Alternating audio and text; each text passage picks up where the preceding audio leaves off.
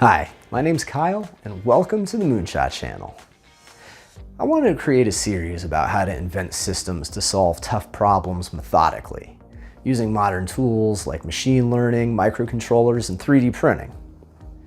See, our ability to invent increasingly complex tools is the core distinguishing characteristic of mankind. It's not just what separates us from the beasts, but it's what defines our historic ages. What kinds of tools were we using? Stone, bronze, iron, computers, and information? Over 2 million years ago, Homo habilis invented the first stone tools, and since then we've been on a tear, inventing like crazy. The wheel, agriculture, which gave us beer, sewer systems, running water, the printing press, electric power and lighting, cars, planes, trains, spacecraft, computers, smartphones, and the internet. These inventions have changed the way we live far more than any social system or government type. And the rate of invention has been skyrocketing. The Industrial Revolution is where this all started. It introduced society to the benefits of using processes and procedures to build things instead of relying on the ability of a talented few skilled craftsmen.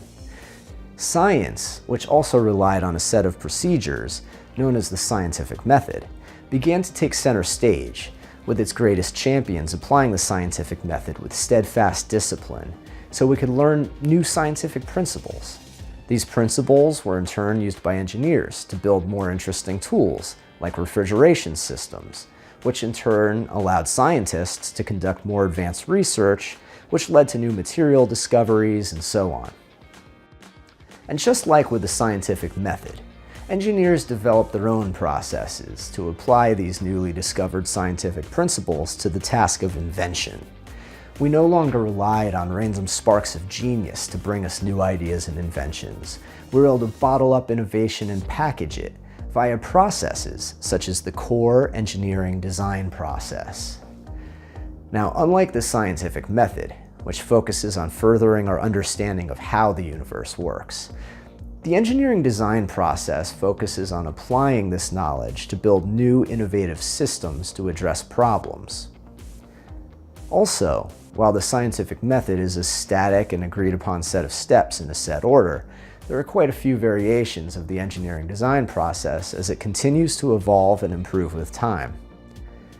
In fact, there's an entire field within engineering, known as systems engineering, that focuses on developing and applying intricate processes involving multidisciplinary teams of specialists to design and build the most complex modern systems, such as spacecraft and nuclear submarines.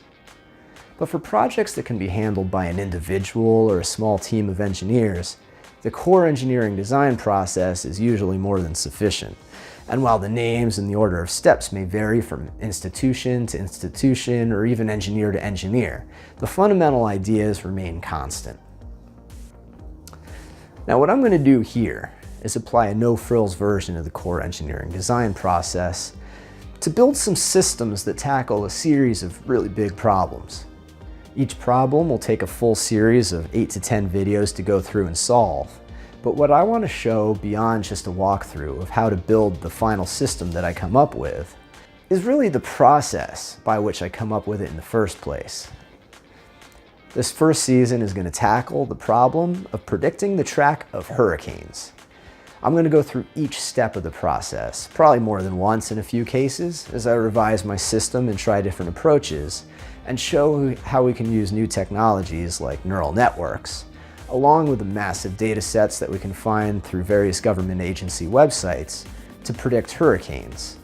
And my hope here is that we can show that it may even be possible to do this with a higher degree of accuracy than the physics-based models that run on supercomputers around the world today.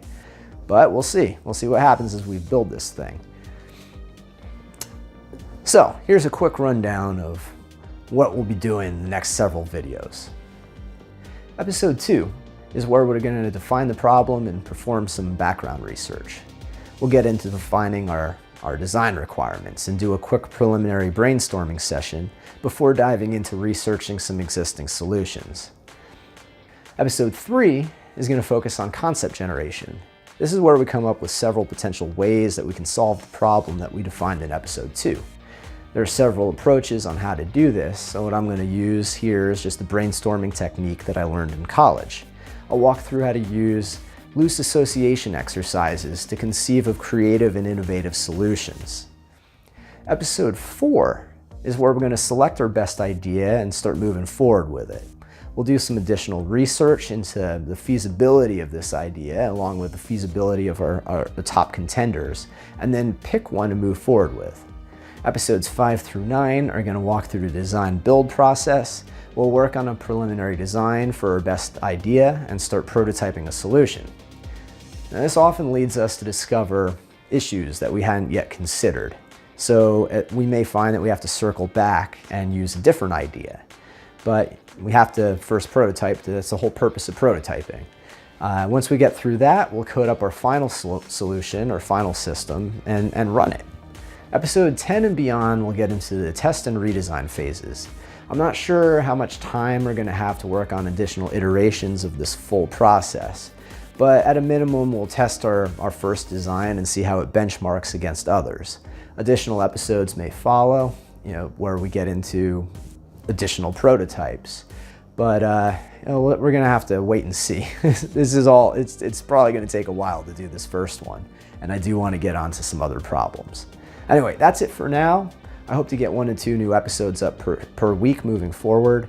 If you like where I'm going with this, please hit that subscribe button and check out the link to my GitHub site in the video description. If it's not there yet, I'll have it up there pretty soon. I'll be posting all my code there. Anyway, see you next time. Moonshot out.